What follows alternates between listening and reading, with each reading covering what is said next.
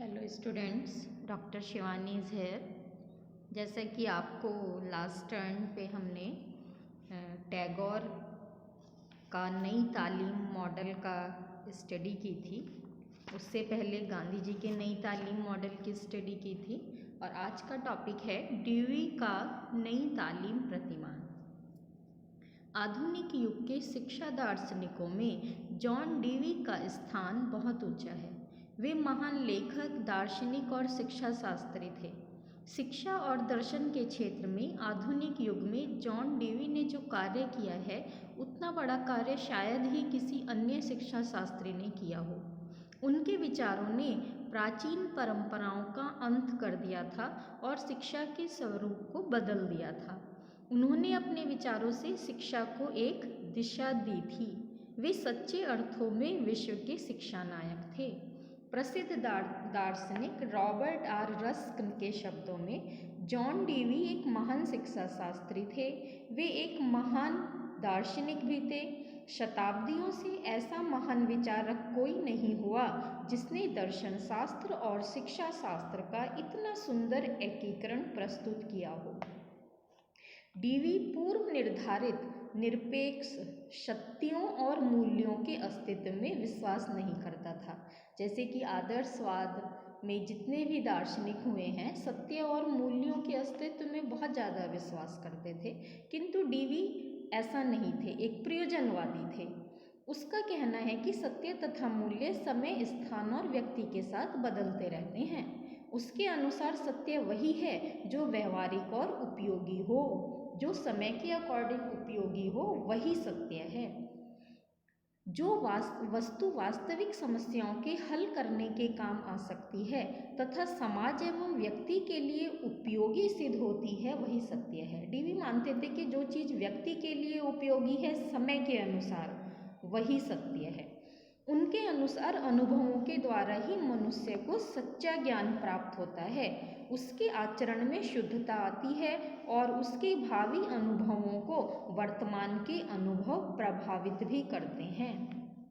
Dewy धर्म को वास्तविकता तथा प्रयोगात्मक तत्वों से दूर होने के कारण महत्व नहीं देते थे।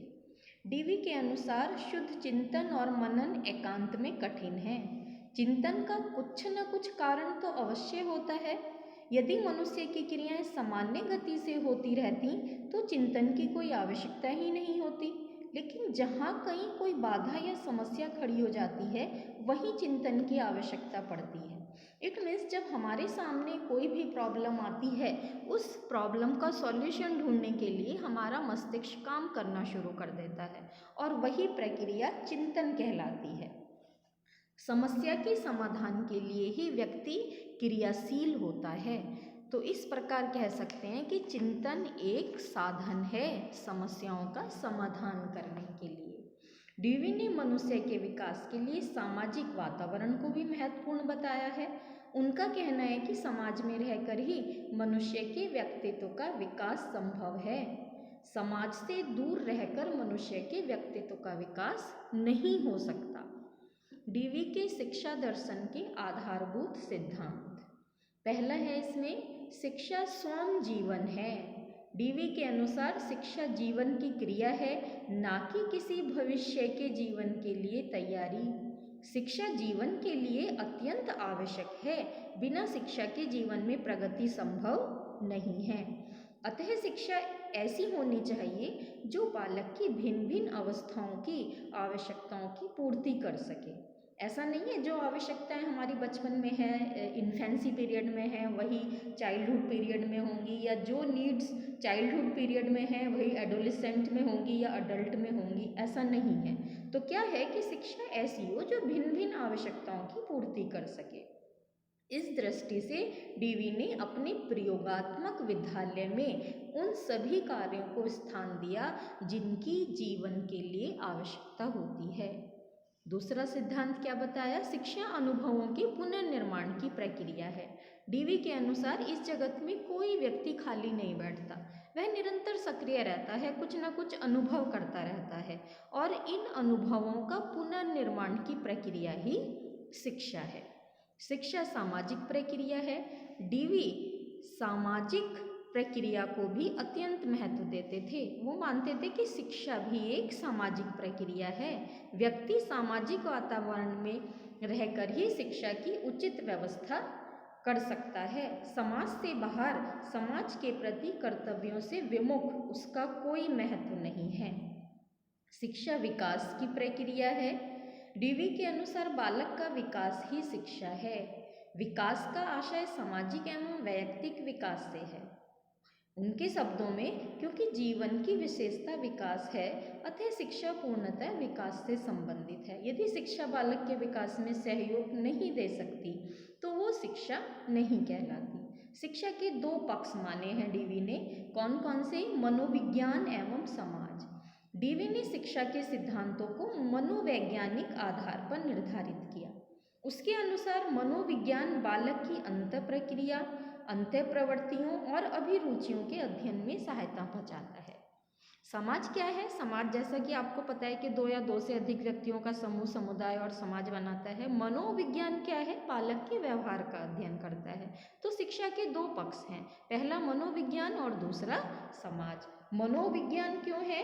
क्योंकि वो बालक की रुचियों, अभिरुचियों, प्रवृत्तियों, योग्यताओं, अभिक्षमताओं को समझकर शिक्षा की व्यवस्था का निर्माण करे। शिक्षा जनतंत्रीय समाज निर्माण की प्रक्रिया है। डीवी ने जनतंत्र के लिए शिक्षा की आवश्यकता के विषय में लिखा है कि जनतंत्र में इस प्रकार की शिक्षा होनी चाहिए जिससे व्यक्तियों की सामाजिक संबंध और नियंत्रण में व्यक्तिगत रुचि उत्पन्न हो और ऐसी मानसिक आदतों का निर्माण हो जिनसे अव्यवस्था उत्पन्न हुए बिना सामाजिक परिवर्तनों का होना संभव हो। जनतंत्र की जो विशेषताएं होती हैं, जो मांग होती हैं, समय के अनुसार, परिस्थिति के अनुसार शिक्षा उनको पूरी करे। डीवी के शिक्षा सिद्धांत की प्रमुख बिंदु व नई तालीम। नई तालीम के अनुसार शिक्षा सिद्धांत के डीवी के क्या प्रमुख बिंदु हैं? पहला है उसमें शिक्षा के उद्देश्य। क्या उद्देश्य होने चाहिए शिक्षा के? शिक्षा के निश्चित और अंतिम उद्देश्य डीवी को मान्य नहीं है। डीवी नहीं कहते कि शिक्षा के उद्देश्यों का निर्धारण किया जा सकता है, बल्कि डीवी कहते हैं कि उद्देश्य निश्चित नहीं होते, समय और परिस्थितियों के अनुसार शिक्षा के उद्देश्य बदलते रहते हैं। बल्कि वो तो यहाँ तक कहते हैं कि शिक्षा के उद्देश्य नहीं होते, उद्देश्य व्यक्तियों के होते हैं, क्योंकि व्यक्ति समय और परिस्थितियों के अनुसार व्यक्ति के उद्देश्य भिन्न भिन्न होते हैं और जो व्यक्ति के उद्देश्य होंगे उन्हीं को प्राप्त करने के लिए शिक्षा की व्यवस्था की जाती है। तो इसके अंतर्गत पहला उद्देश्य है अनुभवों का पुनर्निर्माण और वातावरण के साथ समायोजन करना। डीवी के अनुसार शिक्षा की प्रक्रिया समायोजन की एक सतत प्रक्रिया है जिसका प्रत्येक अवस्था में उद्देश्य होता है विकास की क्षमता प्रदान करना। अतः उसने शिक्षा का उद्देश्य वातावरण के साथ समायोजन करना माना है। जैसा भी हमारे सामने परिस्थिति हो उसमें एडजस्टमेंट करना ही शिक्षा का उद्देश्य है और उससे सीखना और अपना विकास करना। सेकंड उद्देश्य बताया गतिशील एवं अनुकूलन योग्य मन का विकास। डीवी के अनुसार शिक्षा का उद्देश्य एक गतिशील, अनुकूलन योग्य मन का विकास करना है जो सभी स्थितियों में साधन संपन्न तथा साहस युक्त हो। ऐसा नहीं है कोई निगेटिव परिस्थिति हमारे सामने आ गई तो हम उनसे दूर भाग जाएं, बल्कि उनसे एडजस्ट करें, उनसे अनुकूलन करें। इसीलिए डीवी के अनुसार शिक्षा का उद्देश्य ऐसे मन का विकास करना है जो नए मूल्यों और आदर्शों का निर्माण कर सके। नेक्स्ट है आत्मानुभूति की भावना उत्पन्न करना। डीवी ने आत्मानुभूति को भी शिक्षा का उद्देश्य माना है। बालक को क्रिया करते हुए अपनी निजी योग्यताओं व शक्तियों की अनुभूति होती है। वैयक्तिक विभिन्नताओं के कारण बालक को विभिन्न कार्यों में भिन्न मात्रा में सफलता या असफलता प्राप्त होती है, जिसके फलस्वरूप उसको आत्मानुभूति होती है। आत्मानुभूति के द्वारा समाज की परिस्थितियों में गतिशील समायोजन होता है। जो जितना योग्य और सामर्थ्यशाली होता है वह उतनी ही शीघ्रता से समायोजन कर लेता है। नेक्स्ट है क्रिया व विचारों में संतुलन स्थापित करना। इट मीन्स क्रिया द्वारा सीखने पर बल देते हुए डीवी ने कहा कि शिक्षा का उद्देश्य इस प्रकार निर्धारित किया जाए जो क्रिया को स्पष्ट करता हो। केवल सैद्धांतिक शिक्षा देना डीवी को मान्य नहीं था। नेक्स्ट था सामाजिक कुशलता का विकास करना। डीवी ने कहा कि भोजन तथा संतानोत्पत्ति तो हर व्यक्ति करता है, जैसे भोजन और संतानोत्पत्ति समाज के लिए, व्यक्ति के लिए आवश्यक है, उसी प्रकार शिक्षा भी आवश्यक है। शिक्षा का उद्देश्य बालक में ऐसी योग्यताएं पैदा करना हो जिससे वह अपने अनुभवों को ठीक ठीक समझ सके, अपनी स्वाभाविक शक्तियों का विकास कर सके और सामाजिक परिस्थितियों का भली प्रकार से सामना कर सके। अब पाठ्यक्रम कैसा होना चाहिए इन उद्देश्यों को पूरा करने के लिए? तो पाठ्यक्रम के संगठन के लिए डीवी ने निम्नलिखित सिद्धांतों को माना। पहला, बाल केंद्रित सिद्धांत। इट मीन्स पाठ्यक्रम ऐसा हो जो बच्चे का केंद्र मान के, बच्चे को केंद्र मान के पाठ्यक्रम का निर्माण किया जाए। सामाजिक अनुभव का सिद्धांत। सामाजिक अनुभव सामाजिक जीवन तथा सामाजिक क्रियाओं पर आधारित होना चाहिए पाठ्यक्रम, जिससे बालक का बौद्धिक विकास सामाजिक वातावरण में अच्छी प्रकार से हो सके। रुचि का सिद्धांत। पाठ्यक्रम रुचि के अनुसार होना चाहिए। यदि बालक की रुचि पाठ्यक्रम में नहीं है तो बालक उसको नहीं सीख पाएगा। दैनिक जीवन के उपयोग का सिद्धांत। पाठ्यक्रम ऐसा हो जो बालक की दिन प्रतिदिन की समस्याओं को सुलझाने में, बालक के जीवन से संबंधित हो और उसकी समस्याओं को सुलझाने में सहयोग कर सके। समवाय का सिद्धांत। समवाय का सिद्धांत क्या है कि परंपरागत विषयों की निर्धारित सीमाएं भ्रमपूर्ण हैं। ज्ञान एक है, उसकी शाखाओं को अलग अलग नहीं किया जा सकता, इसीलिए एक एकीकरण होना चाहिए सभी विषयों में। क्रियाशीलता का सिद्धांत। इट मीन्स बालक खुद करके सीखे। पाठ्यक्रम विभिन्न क्रियाओं पर आधारित हो, व्यवसायों पर, वार्तालाप पर, रचना पर, प्रयोग पर, जिससे बालक की शक्तियों को पूर्ण यूज़ किया जा सके। लचीलापन और विभिन्नता का सिद्धांत होना चाहिए, क्योंकि वैयक्तिक विभिन्नताएं पाई जाती हैं, बालकों में वैयक्तिक विभिन्नताएं पाई जाती हैं, तो सभी के लिए आप एक सा पाठ्यक्रम निर्धारित नहीं कर सकते हैं। तो पाठ्यक्रम विभिन्नताओं से युक्त हो जिससे बालक अपनी रुचि योग्यता के अनुसार चुनाव कर सके। उपयोगिता का सिद्धांत। जो उपयोगी होगा बालक उसी को अपनाएगा। कोई भी हो, जो चीज़ उसके लिए उपयोगी होगी, कोई भी व्यक्ति हो, वो उसी चीज़ को मन से अपनाएगा। अब इनके लिए शिक्षण विधियाँ क्या होनी चाहिए? जैसे क्रिया द्वारा सीखना, खुद करके सीखे, अधिक समय तक मस्तिष्क में धारण कर सकते हैं जो खुद करके सीखा जाता है।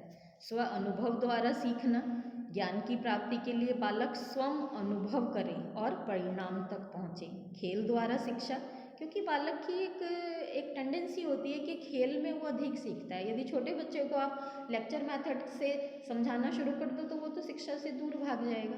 तो खेल के माध्यम से शिक्षा दी जाए। सहसंबंध विधि, समस्त विषयों एवं क्रियाओं की शिक्षा एक दूसरे से संबंधित करके दें, इसीलिए सहसंबंध विधि का समर्थन किया है डीवी ने। इस विधि में ज्ञान प्राप्त करने के लिए विषयों की शिक्षा अलग अलग नहीं, वरन किसी समस्या के अंतर्गत अपेक्षित ज्ञान प्रदान करके विभिन्न विषयों में सहसंबंध स्थापित किया जाए।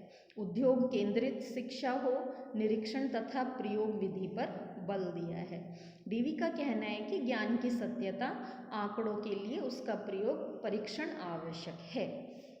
अब विद्यालय कैसे हों इनके लिए? समाज का लघु रूप माना है डीवी ने विद्यालय को। कई बार कंपटीशन में क्वेश्चन आता भी है कि समाज को, विद्यालय को समाज का लघु रूप किसने माना है, तो उसमें आंसर आपका डीवी आएगा। और प्रयोगशाला के समान हो विद्यालय। प्रयोगशाला के समान से मतलब जहाँ बालक खुद कर सके, अनुभव प्राप्त कर सके, डिमॉन्स्ट्रेट कर सके, अनुभव परीक्षण व परीक्षण के केंद्र स्थल हों।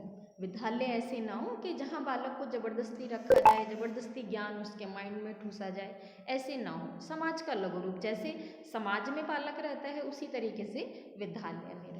अब शिक्षार्थी का क्या कर्तव्य है इसमें? शिक्षा की समस्त गतिविधियों का केंद्र बालक होता है, इसीलिए ऐसी परिस्थिति तैयार की जाए कि बालक सीखने के लिए तत्पर हो, उसकी रुचि व विकास की उसको स्वतंत्रता मिले और अधिकतम विकास के अवसर उसको प्रदान किए जाएं।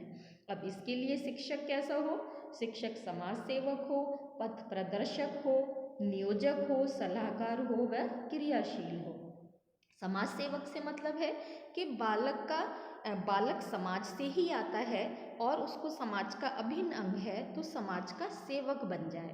पथ प्रदर्शक जहाँ भी बालक को कोई परेशानी आए उसको गाइड करे कि कैसे आपको रहना है, अच्छे से प्लानिंग करे, सलाह दे, वह ऐसी परिस्थितियाँ क्रिएट करे कि बालक क्रियाशील रहे। अब अनुशासन कैसा होना चाहिए? दंडात्मक अनुशासन का विरोध किया है डीवी ने, क्योंकि इससे बालक में घृणा व अरुचि पैदा होती है। उनके अनुसार अनुशासन सामाजिक होना चाहिए। उसने कहा कि विद्यालय का अनुशासन सामाजिक वातावरण से उत्पन्न एक सामूहिक प्रयत्न के रूप में होना चाहिए।